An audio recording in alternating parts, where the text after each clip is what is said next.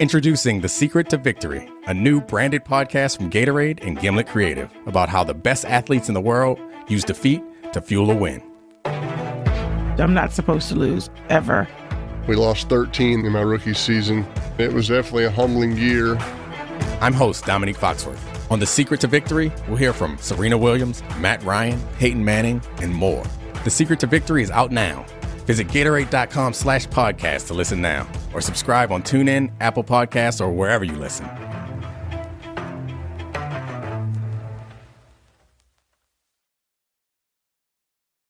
Just a quick note before we get started. There is one swear word in this episode, and it comes pretty close to the beginning of the story. But we just wanted to give you a heads up. Okay, here we go.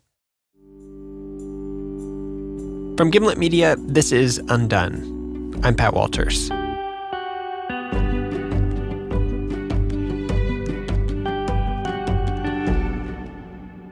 About an hour up the shore of Lake Michigan from Chicago, there's a little beach town called Harbert, Michigan.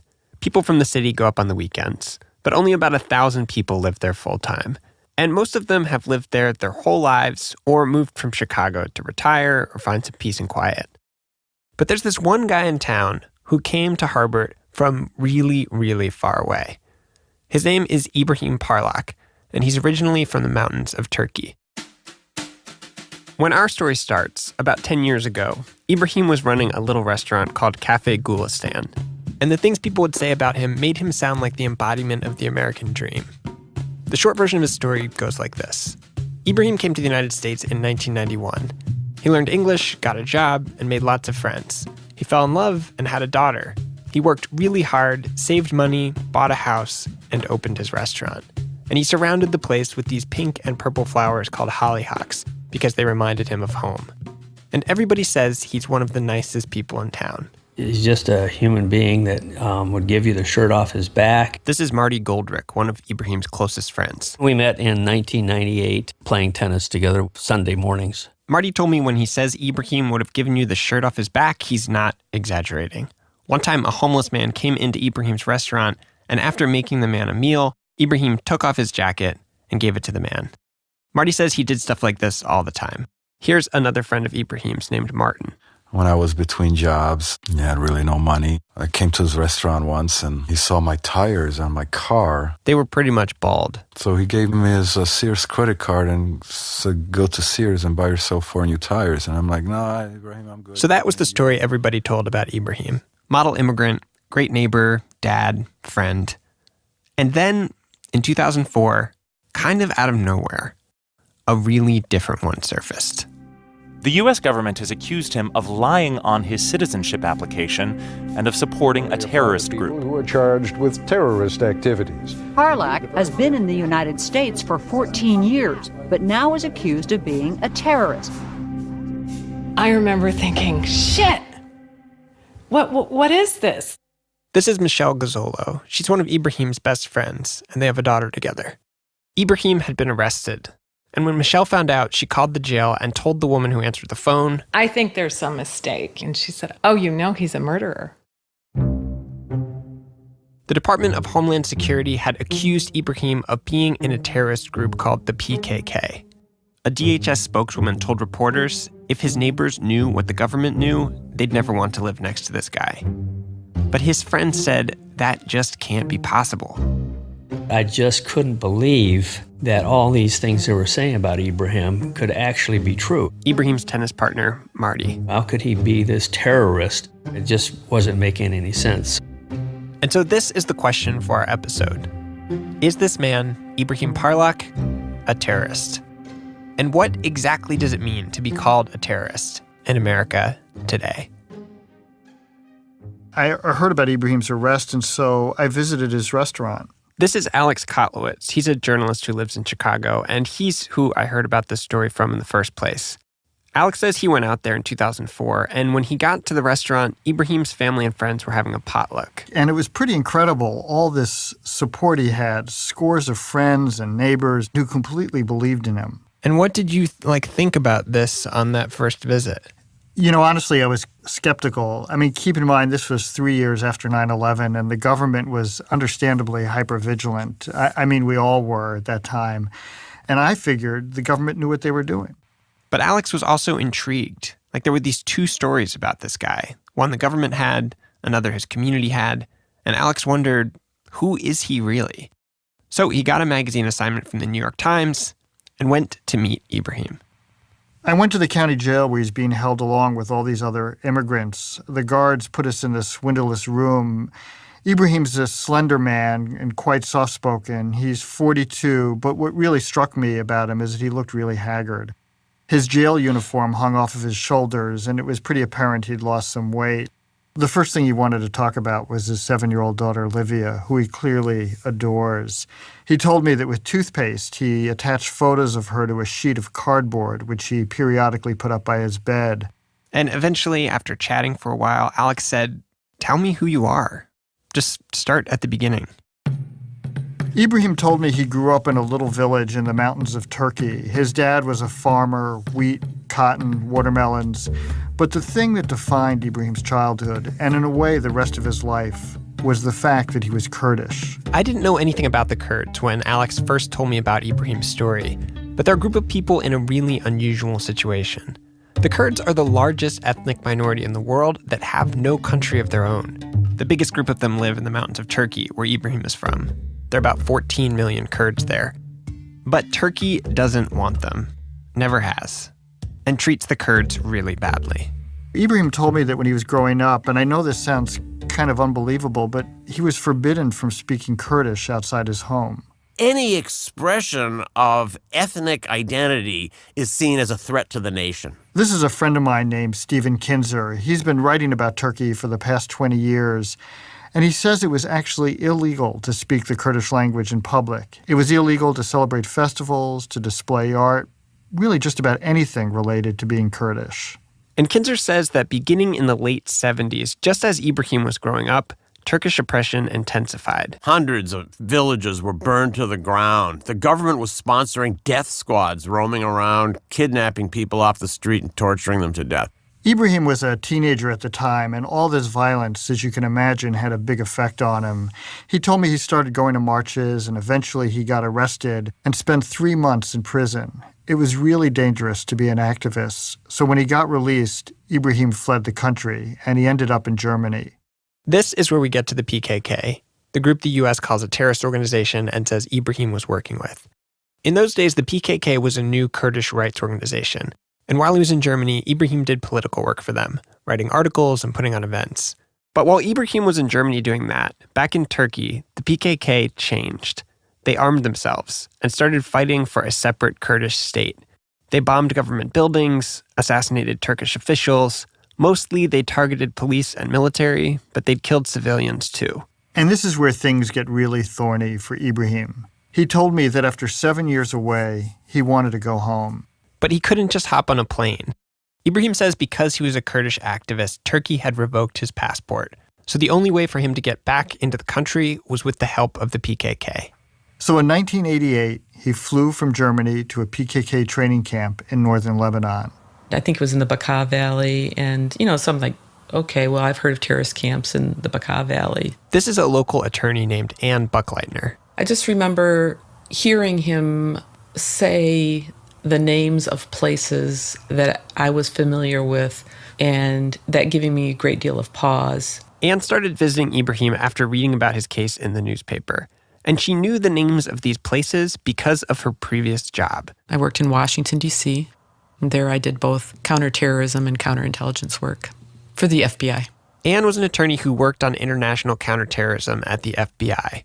She was there when Osama bin Laden was emerging as the most wanted terrorist in the world. And she'd left a couple years before 9/11. She moved to this small town in Michigan, thinking that she'd left that part of her life behind. And now, all of a sudden, this local guy was accused of being a terrorist. When Ann first visited Ibrahim in jail, she remembers... They were very careful when I would go in to see Ibrahim. I remember them taking away my binder clips because, they could be turned into shivs. And I think they even took the staples out of my legal papers I would be taking in to show them. And when Ann sat down with Ibrahim, he told her his story too. About growing up in Turkey, being persecuted for being a Kurd, getting political, and eventually ending up at this PKK camp to sneak back into Turkey. And I'm listening and trying to sort through in my mind, is this how bad a legal trouble is he in, and is this a guy I want to be involved with? And then Ibrahim told Anne the part of the story that was at the heart of the U.S. government's case against him. He said he did not approve of the armed tactics of the PKK, but as he was sneaking back into Turkey, something violent happened. He was with some men from the PKK, and as they were crossing into the country, they were discovered by some Turkish soldiers. There was this firefight, and 2 Turkish soldiers ended up dead. Ibrahim was eventually captured and convicted. The police wanted information about the PKK, so they tortured him and threatened his family. Eventually, Ibrahim gave in and told them the location of where the PKK had buried some weapons. And so after a year and a half in prison, he was released. He was scared, so he fled the country again, and this time he came to the U.S. And we gave him asylum, took him in and said, "You're safe here." So Anne is wondering, how did we as a country go from embracing this man, thinking of him as someone who needed protection, to calling him a terrorist? She eventually does some research and finds out that when Ibrahim came here in 1991, the U.S. didn't have the PKK on its list of terrorist groups. It was not a designated terrorist organization at the time he had any proximity to it. That didn't happen until the late 1990s, 6 years after Ibrahim got to the U.S. And it wasn't until Ibrahim applied for citizenship that his case got flagged. By then, he'd built his life in Michigan. He had the restaurant, his daughter, all of his friends. And knowing all this, Anne is thinking, do we have a national security interest in keeping this guy out of the country? Is this really a bad guy? And after reviewing all the evidence, Anne decided she didn't think so. From her time in the FBI, she knew what a terrorist looked like. And in her mind, Ibrahim wasn't one. So Anne joined a team of lawyers defending Ibrahim. And in November of 2004, they went to court. Relying on my brief, I would like to briefly talk about the terrorism charges. This is the prosecutor. His name is Mark Jepson. And the case he presented against Ibrahim did not look good for him. He witnessed training in rocket launchers. He went to cities, did surveillance, his group took pictures, he buried arms, ammunition, built shelters. And Jepson argued that Ibrahim wasn't just some innocent guy working for a Kurdish rights group. He said when he snuck across the border, Ibrahim had an AK-47 and at least 1 grenade. At the training camp, he'd even met with the leader of the PKK. They played soccer together. Mr. Parlak is literally the complete terrorist package. I'll never forget that particular phrase, the complete terrorist package. I was never seeing that he was any terrorist package. After Jepson finished, Anne presented her defense. And she didn't really dispute that much of what Jepson had said about Ibrahim. For instance, she said, yes, Ibrahim did have a gun, but he hadn't fired it. The Turkish investigation into the shooting had confirmed this. What really stood out to me was that there was this general agreement about the facts, just not on what they meant. Take the soccer thing, for instance. Ibrahim didn't deny he played soccer with the PKK leader, but that didn't make them friends. He told Anne that playing soccer with the PKK leader almost put him on the leader's bad side. Ibrahim wouldn't let up on him, and he kept trying to keep the guy from scoring. Reading through the transcripts of this hearing, you see that the two sides had these completely different interpretations of pretty much every fact of the case. And the biggest difference in interpretation, the one at the heart of it, was something arguably rather small, a missed translation. DHS said when Ibrahim applied for asylum, he lied on his application, that he didn't disclose the fact that those 2 Turkish soldiers died when he was sneaking across the border. Ibrahim says he did disclose it, that he included a newspaper report about the incident in his asylum application. But when the article was translated, the Turkish soldiers were left out. And Ibrahim didn't notice because he didn't speak English yet. The newspaper article's there, in the file. I've seen it. And in translation, it says exactly what Ibrahim claimed. And as this hearing went on, it became clear it was less about what Ibrahim did or didn't do, and more about how we see him. In the time since Ibrahim had come to the United States, our definition of what a terrorist is had changed. Remember, this is only 3 years after 9/11. That day had changed the way we see the present, but it had also changed the way we look at the past. Remember, when Ibrahim was involved with the PKK, we didn't even consider it a terrorist organization. But through the lens of 9/11, Ibrahim looked to DHS like a terrorist. But when he was on the stand, Ibrahim said he was something else. He said, I am a fighter. As in, a freedom fighter. that would not have been my choice of words for him. This is a time for him to be establishing he's not a threat to the U.S. national security, which I firmly believe he has never been. And then he clarified, people who have cancer are fighters. I fight for human rights. But of course, the prosecution had a totally different take on that. To say that he was a freedom fighter is ridiculous. There are many people in this world, many governments would claim Osama bin Laden is a freedom fighter. He is not a freedom fighter. He is a terrorist. The evidence showed that Mr. Parlak... The way the prosecution talked about Ibrahim made him seem incredibly dangerous. I mean, basically comparing him to Osama bin Laden. But the truth is, DHS never directly alleged he was a threat to the U.S., which makes you wonder, why were they so determined to deport him? We asked DHS to do an interview to explain, but they declined. Outside the courthouse, Ibrahim's friends from home were protesting. To them, Ibrahim wasn't a freedom fighter or a terrorist. He was their neighbor, the guy who cooked lamb and flatbread for them at his restaurant on Friday evenings. Ibrahim's daughter, Livia, who was 7 at the time, was out there wearing a T-shirt that read, "Free my dad." And it wasn't just Ibrahim's family and the usual liberal activist types you'd expect to be protesting. I'm a former Marine officer and kind of a salute and follow, but this really turned that all upside down for me. Remember Marty from the top who played tennis with Ibrahim? He's a politically conservative former vice president of the Whirlpool Corporation. And here he was in a poncho with Free Ibrahim painted on the back. I never protested anything in my life except in Detroit the day of his trial. And it was rainy and cold, but we were motivated to protect Ibrahim from what they were doing. Ibrahim had brought together a lot of unlikely allies. Remember, he's being defended by a former FBI counterterrorism attorney. Another of his lawyers was a former U.S. attorney who had been appointed by Reagan. A local police officer had come out in support, and the owner of a competing restaurant raised $25,000 for his legal fees. Everyone in Ibrahim's community knew how much was at stake. Back inside the courtroom, Ibrahim's lawyers explained that if Ibrahim was sent back to Turkey, he would be tortured. It had already happened to him once. Can you describe that for the court? We're held in a small cell. And during the torture testimony, Ibrahim testified about being kept in a cage and being made to stand in his feces. And he said the only food that they would give him, they would throw into the cage and grind it into the feces. Even when they give you a piece of bread, they would blend it in there and give it to you.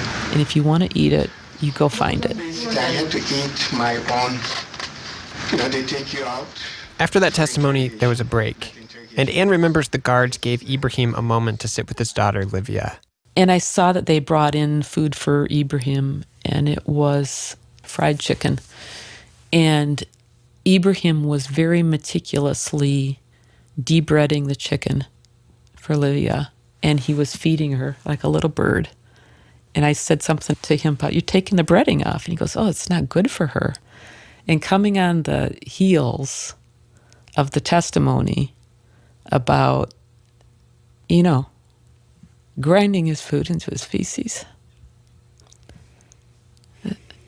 that was really striking to me. After the hearing was all over, Ibrahim was escorted back to jail. A few weeks later, the judge issued her ruling.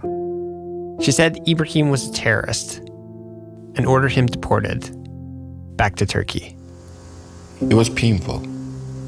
In a place where I found a refuge, that I didn't do anything wrong, and did as a community member what I could to be part of, and being treated like that. And so I went to my cell and closed the door and I cried.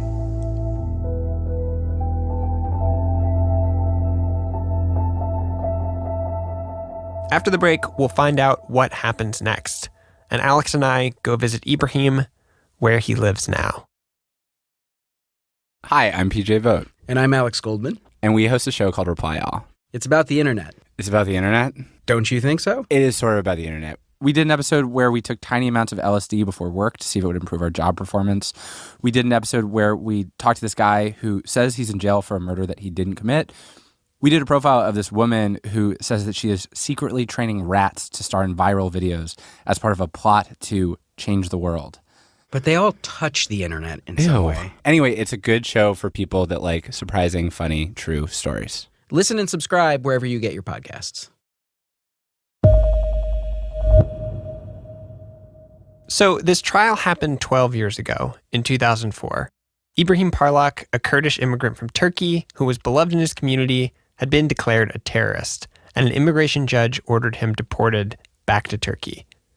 But then a strange thing happened. Turkey didn't want him back. Alex Kotlowitz again. So there was this question, what happens to him now? DHS wanted to keep him locked up, but Ibrahim's lawyers got him released on bail, $50,000 raised by his friends and family back in Harbert. His many friends and supporters could hardly contain their excitement at his return.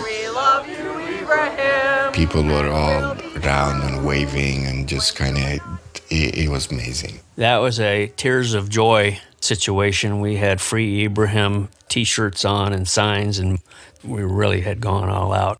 I remember being incredibly happy that he was back. Ibrahim's daughter, Livia. And there were all these people there that wanted to hug him, and I just wanted him for myself. But this reunion had this cloud hanging over it.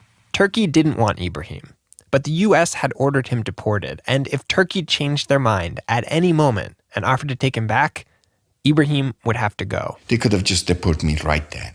Ibrahim's supporters scrambled around trying to figure out how to keep him here. And finally, they did, by getting two more unlikely allies involved. Here's the first one. Fred Upton, U.S. Congressman from Southwest Michigan. Fred Upton's a Republican who entered Congress during the Reagan years.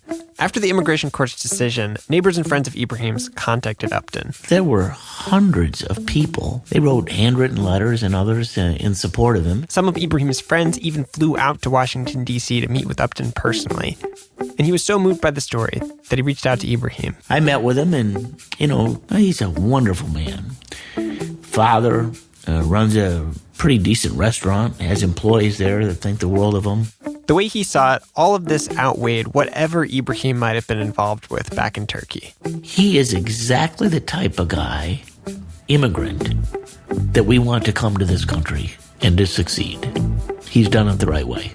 Fred Upton wasn't the only lawmaker who'd been getting letters from Ibrahim's friends. He's one of the last people who ought to be deported to a country which is likely to torture him. That's Democratic Senator Carl Levin. So these two men, a Democrat and a Republican, introduced a bill. It's called a private bill, allows him to have status here, not citizenship, but just allowed to stay here. A private bill is a law that applies to just one person. I'd never heard of this before. They're pretty rare.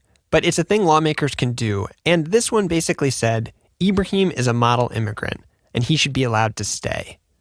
And this worked. Having private bill was stopping the deportation. And so Ibrahim's life kind of goes back to normal. Yeah, just went back playing tennis, smoking, running a restaurant, being a dad, volunteering, just being like a pretty happy, busy guy. I was free as a bird. At least it seemed that way at first. But as time went on, DHS didn't go anywhere.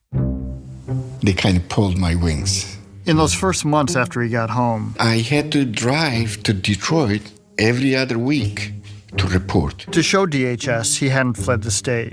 Detroit's a 3-hour drive from Ibrahim's home. After a while, DHS started letting him check in by phone, but that still meant that every Sunday morning he would get a phone call very early, and he'd have only 3 minutes to pick it up. So if he was in the shower, or if he overslept, or somehow missed the call, he'd be subject to rearrest. They also just continued to harass him. Fred Upton again. They figured out a way to make sure that he couldn't have a banking account. Ibrahim says he felt his business was under threat. They were threatening to take the liquor license. Then they took away his health insurance. They were trying to make a life miserable any way as possible. It's just like your life becomes like a Groundhog movie.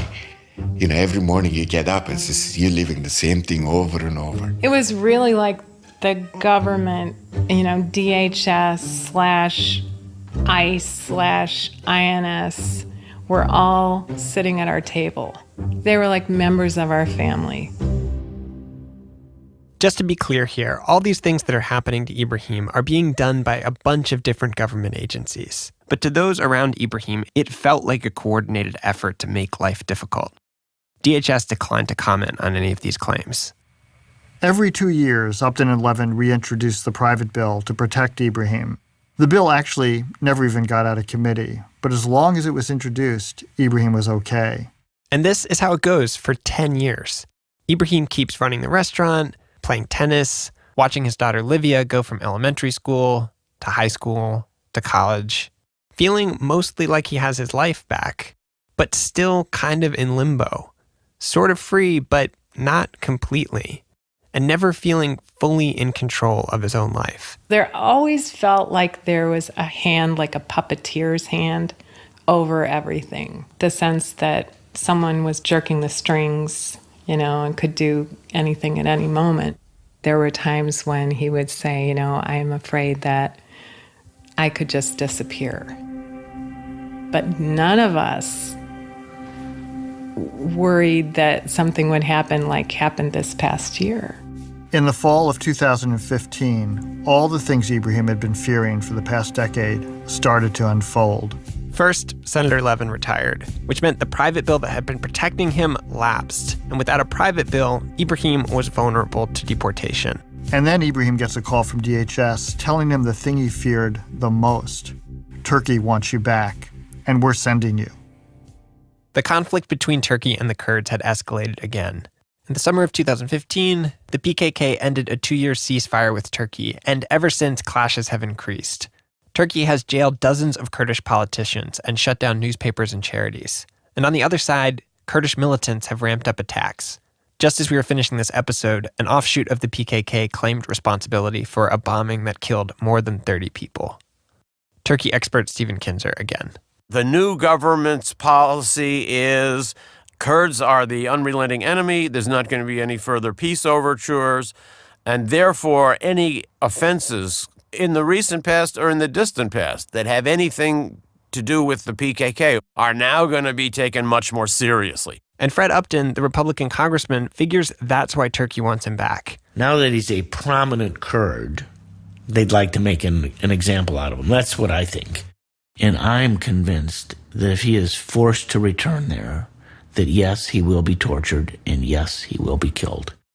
It seemed that yet again, Ibrahim's fate had gotten caught up in this swirl of geopolitics. In 2004, it was 9/11. Now it's Turkey's renewed conflict with the Kurds. And the ironic thing about the U.S. trying to deport Ibrahim is that in recent years, the Kurds have become one of our biggest allies in fighting ISIS in Iraq and Syria. And yet, here we are trying to deport a Kurd to a country he's certain will torture or kill him if he's sent there. We asked DHS to explain. They declined to comment. We also contacted the Turkish consulate, and they didn't get back to us. They did, though, send Congressman Upton this letter where they called Ibrahim a PKK terrorist and referred to his case as a quote-unquote extradition of national security proportions. And so at this point, Ibrahim prepared for the worst. Put the house on the market, start transferring things on Livia's name, and house title and business, and so registering Livia's name with the accounts, bank accounts, and all that stuff. He gave me a list of phone numbers, and he said, if they come and take me, call this person and then call this person. Ibrahim's daughter, Livia, again. The restaurant's in your name, so you can do what you want. I don't know, it was all suddenly very real, and I just wanted to be with him. Ibrahim was certain that any day DHS might pick him up and put him on a plane back to Turkey. This past August, Alex and I went to visit Ibrahim out in Michigan. And a few weeks before we got there, Ibrahim finally got some good news. He was getting a new hearing under the Conventions Against Torture. He needs to prove that if he's sent back to Turkey, there's a likelihood that he'll be tortured. The hearing will likely take place sometime next year. Getting this relief isn't a sure thing at all, but Ibrahim can be pretty tenacious. I think it energized him, actually. Ibrahim's lawyer, Ann Buckleitner again. I mean, I think he survived off his wits. You know, there's a lot of dead Kurds, and Ibrahim's not one of them. It's clear Ibrahim's friends so believe in him. They've been fighting for him for over 10 years, still holding fundraisers and potlucks at the restaurant. The night he learned Turkey wanted him returned, neighbors came to his house and spent the night thinking they could protect him if immigration came. Ibrahim's tennis partner, Marty, was one of them. I feel he'll be killed if he goes back, and have volunteered to fly with him. Of course, ICE wouldn't allow that. There's a kind of fearlessness among Ibrahim's friends. These days, Ibrahim keeps a go bag at the foot of his bed, just in case. I knew they wouldn't let me take too much, but just one each. You brought your slippers. And, You got your slippers there, too. Slippers and, anything that... In it, he has just enough to last a few days. Some underwear, shirts, pants, toiletries, and a notebook with phone numbers of his family and friends. For most of his life, Ibrahim has been a man without a country. Since he was a little boy, Turkey told him he wasn't wanted there. He came to the U.S., and first we welcomed him, and then we told him he wasn't wanted here either. And what's made the last 12 years so painful for Ibrahim is that, unlike Turkey, he says in the U.S. he's finally found a country that feels like home. Despite all he's been through, this is the place he feels he truly belongs. Just a few months ago, Ibrahim did this kind of funny thing. Can we get out and look around? Even though he doesn't know how long he'll be able to stay, he bought this small piece of land. The nicest thing, this whole forest is my backyard. Some of it is really wild and out of hand and may never be tamed. Ibrahim's friend, Michelle Gazzolo again. These enormous trees that you can't even put your arms around. There is no other tree like this one in the whole area. It's maybe half an acre with an abandoned, collapsing house and a garage, both smack in the middle. The brush is so overgrown that there are places on the property you can't even walk. He wants to build one of those tiny houses on this land. I'm just continuing with the same dream. And, when the other thing comes along, then I deal with it. Then I had to go see the lawyer. Yes, I go see the lawyer. If DHS call me, I go see them. But then I come back, start doing my cooking, try to enjoy life. I guess I sort of see it as this kind of act of defiance. Well, it's love and defiance. It's like love for this place and love of his own freedom. It just gives me enough to hold on to. Let's go see the garage. I mean, you got to see what they have. I mean, when you purchase it, that was the first time auction experience.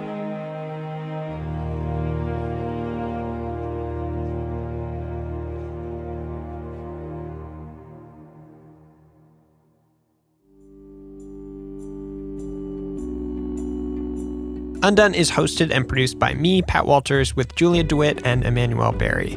Our senior producer is Larissa Anderson. We are edited by Alan Burdick and Caitlin Kenney. Production assistance by Isabella Kulkarni. Undone is mixed and scored by Bobby Lord, with additional music by Nate Sandberg of Plaid Sound. Our fact checker is Michelle Harris. Special thanks to Alex Kotlowitz for bringing this story in and reporting it with us. Thanks also to Robert Carpenter and Dan Collison and Elizabeth Meister of Long Haul Productions. They provided a bunch of tape we used in this episode. You can check out their other stuff at longhaulpro.org. Undone was conceived in collaboration with our friends at Retro Report, the documentary film series that connects iconic news events of the past to today. You can find them at retroreport.org. If you want to get in touch, follow us on Twitter at Undone Show or email us at undone@gimletmedia.com. You can subscribe to Undone on iTunes or wherever you get your podcasts. And if you like what you heard, please write a review. It means a lot to us. We'll have a new episode next week. See you then.